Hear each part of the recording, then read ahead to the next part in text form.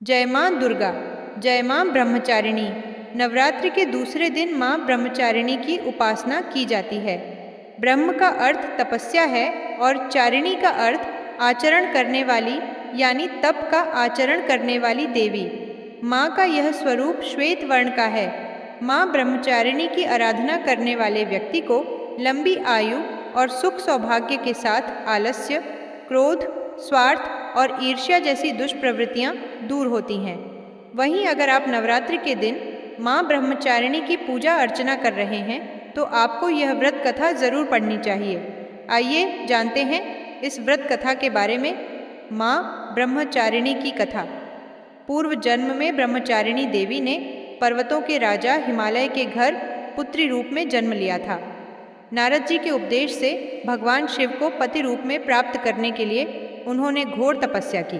इस कठिन तपस्या के कारण इन्हें तपश्चारिणी अर्थात ब्रह्मचारिणी नाम से जाना गया। 1000 वर्ष तक इन्होंने केवल फल फूल खाकर बिताए और 100 वर्षों तक केवल जमीन पर रहकर शाक पर निर्वाह किया। कुछ दिनों तक कठिन उपवास रखे और खुले आकाश के नीचे वर्षा और धूप के घोर कष्ट सहे। 3000 वर्षों तक टूटे हुए बिल्व पत्र खाए और भगवान शंकर की आराधना करती रहीं। इसके बाद तो उन्होंने सूखे बिल्व पत्र खाना भी छोड़ दिया। कई हजार वर्षों तक निर्जल और निराहार रहकर तपस्या करती रहीं। पत्तों को खाना छोड़ देने के कारण ही इनका नाम अपर्णा पड़ गया। कठिन तपस्या के कारण देवी का शरीर एकदम क्षीण हो गया। देवता, ऋषि, सिद्धगण, मुनि सभी ने ब्रह्मचारिणी की तपस्या को अभूतपूर्व पुण्य कृत्य बताया, सराहना की और कहा, हे देवी, आज तक किसी ने इस तरह की कठोर तपस्या नहीं की। यह आपसे ही संभव थी।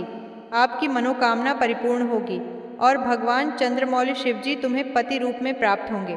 अब तपस्या छोड़कर घर लौट जाओ, जल्द ही आपके पिता आपको लेने आ रहे हैं। माँ की कथा का सार यह है कि जीवन के कठिन संघर्षों में भी मन विचलित नहीं होना चाहिए। माँ ब्रह्मचारिणी देवी की कृपा से सर्व सिद्धि प्राप्त होती है। जय माँ ब्रह्मचारिणी। जय माँ दुर्गा।